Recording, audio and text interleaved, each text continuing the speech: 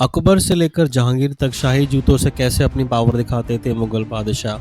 मुगल बादशाह की शान और शौकत और विलासितापूर्ण जीवन सिर्फ उनके खान पीन में नहीं बल्कि पहनने से भी झलकता था। मुगल जब भारत आए थे तो उनकी शाही पोशाक से लेकर शाही अंदाज में कपड़े और जूते पहनने का तरीके भी विकसित हुए।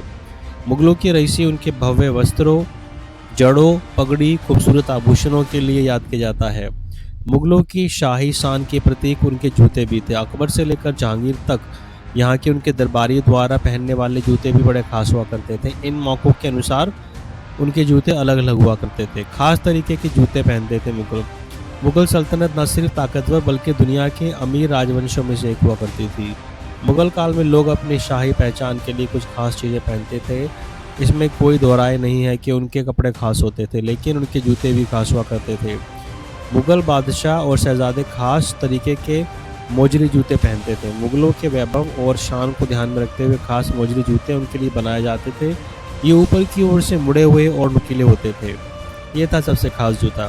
ये जूता काफ़ी सजे धजे होते थे। इनमें सोने और चांदी के धागों का काम होता था। इनमें रत्न और जवाहरात भी जड़े होते थे। ये मुगल बादशाह की संपत्ति और शक्ति को प्रदर्शित करने का काम करते थे। ऊपर की ओर से मुड़े हुए जूते को खूसा भी कहा जाता था। मुगल बादशाह खुद को आम लोगों से अलग दिखाने के लिए शाही जूतों का इस्तेमाल करते थे।